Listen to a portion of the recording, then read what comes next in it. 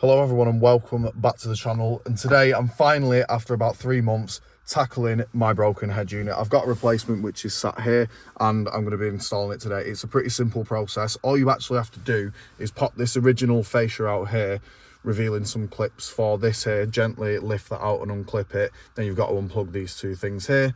Then there should just be 2 screws up here behind there, and once you've removed the rest of it, the screen, it should slide straight out. Okay, I've got to the point where I've got this first bit loose. I was absolutely terrified of slipping that under there, but it actually didn't require that much force. So don't be afraid to give it a bit of welly when you do it yourself.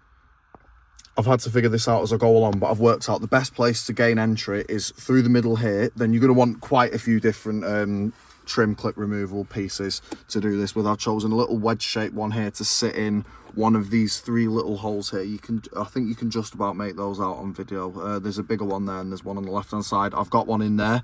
Then I was able to get into that corner there where you can see the dome head of the screw, and in the corner where there's just a void space, I managed to put this end of the trim piece in and just pop it right out. And then with the wedge that was placed in there, simply lever it open like that. Then your middle one pops free like that. Then repeat the same for this side. Get your wedge in there, and there she pops. And now all of this comes free with a bit of more persuasion at the back end there. But yeah, you get the gist of it. That's how you get that free. When it is like this, I think I've thought of a bit of a cheat method, because you can lift it up to the point where you can see those screws. So I'm just going to lift it up and get the old manual screwdriver in there and see how we do. Obviously I can't record this. I'm definitely going to need 2 hands for this. After many minutes of gentle persuasion, I've managed to get it to this position where I can finally fit in said screwdriver, which plops in just down there. Let's try and see how this goes. Bear with me a second. And just like that, we've got the first screw out. I think I can just about get that on camera. You can see there. There's the second one on this left hand side. And to make the screen budge itself, literally slip your fingers behind there, place your thumb on there, and you can just pop it out of place like I've just done there, and same on the other side. Then you're going to need to grab a hold of it with one hand at the bottom and one hand at the top and just give it a gentle nudge and it'll pop out. And then with that, if you don't let the other side pop back in, you can literally pop the whole unit out as I've just done there. And now when you're sliding it out fully, remember about your wires and stuff, because I actually don't know how long these are myself. And there's a view of all your connectors. This is about as much wiggle room as you're going to get. Unfortunately, the cables are quite tight here, as I did actually expect. I could hear a lot of rustling around with these cables. It was all this sticky stuff that's holding them back. So I'll try my best to get some more wiggle room, but I honestly think that's about it. Turns out you can get a bit more wiggle room. There's a little earth on this side here that you have to remove with another crosshead. I had to come round the other side to undo this. It's quite tight, this thing, so make sure you don't round it off and put enough force on the screw.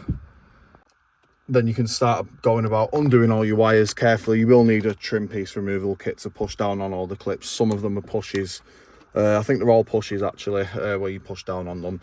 Remove all them and just be careful of where they go in there. And now we have one dead head unit. Let's get the new one out. And here's the unit itself. That looks miles better. The fascia and all those things are in here. We've got loads of wires and looms and stuff. I'm going to assume this is the one that we need to actually do the swap over. This one looks like it's got its own built-in GPS, but I'm not really bothered about that, so I ain't spending time splicing wires in and doing stuff like that. So I'll proceed and just unpack it all and then see where we've got to plug it back in. Here you can see the back panel of it, and I was right, you just got to match up these ones to these ones and get it all plugged in. There's also one extra, so I'll see where that one goes to. This should be pretty much common sense. They all match up exactly as they do on this end, so you just got to spend 5 minutes or 2 minutes, whatever, just putting it in, and yeah, we'll do that, and then she should turn on. Just referring to the back of this, because I've got a few things that aren't plugged in there, and this loom didn't end up leading to any of these remaining few wires, to my knowledge. It might be that one actually. I better give that a try. One sec. No, it wasn't. So I've actually got 4 wires left over here, which is quite concerning. And the earth doesn't actually go anywhere on this either. But I understand that this is a massive old bulky thing in comparison, so that kind of makes sense. And this has got its own GPS and stuff, and like I said, I'm not using the GPS on this. I've got the standard radio. I'm going to leave this loom plugged into the back of it. I've got this main loom here which leads to these few here, so I'm going to power it on in a sec and just see what it actually does. Right, first power test. Let's see if it does anything. I know the fascia's not on or anything, but I just want to see if it works. Aha, we have life and my wipers are on. That scared me to death. Right, let's see what this thing does. I'll skip through this loading bit, I'm not going to bore you to death. And there we have it, it seems to have come to life. Let's see how it works. Let me have a quick mess about with this. It's probably going to be slow as hell, but oh, it's faster. Oh. Well, that's the first time I've heard these. I didn't mean for it to do that then. That's the first time I've heard these speakers in like 3 or 4 months. I know that it works at least with sound, so I'm happy with that. Oh, God, what a relief. Oh, God, I've got a radio again. I don't have to drive around like a blithering idiot. Got to try the Bluetooth on my phone and see if my own music actually works.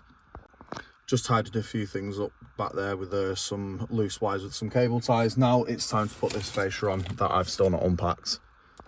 Time for possibly the best bit. Yeah, by the way, you get this fascia into these little clippy things, but I don't think we'll need to use these today.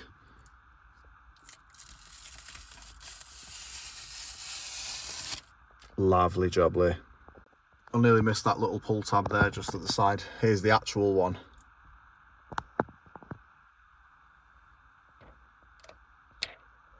It's now getting dark outside. I was being a bit of a dummy. You do have to use those clippy things that I had. So the clippy things actually screw into the back of the head unit itself, just like so. There and down there as well. And then you actually screw the fascia to the head unit itself there. So I've got one remaining screw that I dropped on the floor, and I'm going to use that now to finish the job. And once you've done all that, I'll slow down here so you can see where I've actually screwed it in. I've got 6 screws. I had to do the brackets 1 and 2 here, and then fix the head unit in on one of these on each side. It's exactly the same on this side.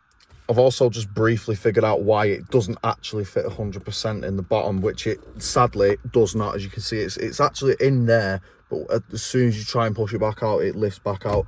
The head unit itself is genuinely sticking over by that tiny little amount that you can see there, and that's what's stopping it going through. So unfortunately on this occasion with this head unit, I'm not going to have a perfect fit, but that's what you get when you're getting aftermarket stuff. It's just to be expected.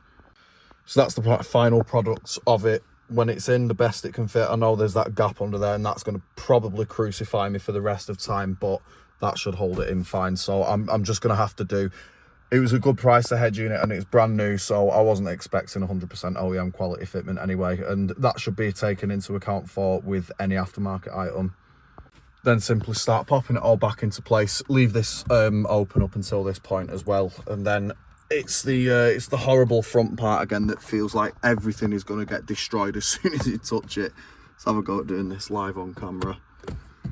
Try and push the corners back in first. Yeah, no, give me a minute and I'll figure out again. Sorry about this. And there you have it, ladies and gentlemen. That's it. That is the finished product. It's a tiny little bit floppy on the bottom, but you don't have to put force on and it comes out like it is actually in place. So yeah, I'll turn the lights off so you can get a proper view of it. It's not a bad little head unit, this. My Bluetooth music works on it. I still need to figure out how to oh, it works with daylight runners as well and stuff. That's perfect. I did a head unit once in a non-sport 31 and it just completely didn't work in the dark. So yeah, all this stuff works. I've already connected my Bluetooth to it there. As you can see, I'm still connected now. So yeah, the audio quality is great. It's the exact same as it was with the Garmin head unit. I'm quite impressed. It sounds better to me now. It sounds like I've just jumped in the car and bought it because I've not had the radio for that long. I've actually forgotten what it sounds like. But yeah, there's the basics of how to take the old one out from the sport, and this also accounts for the non-sport models as well, and then real installation of this aftermarket unit. I'll link below this aftermarket unit and a bit about it if you wanted to go for this one yourself. If not, there's absolutely plenty more. But yeah, that's it. If you've got any questions or you'd like me to specify on anything that I've said in this video or anything that I've done in this video, please let me know in the comments and I will get back to you. Thanks for watching, and I'll see you again next week. Take care.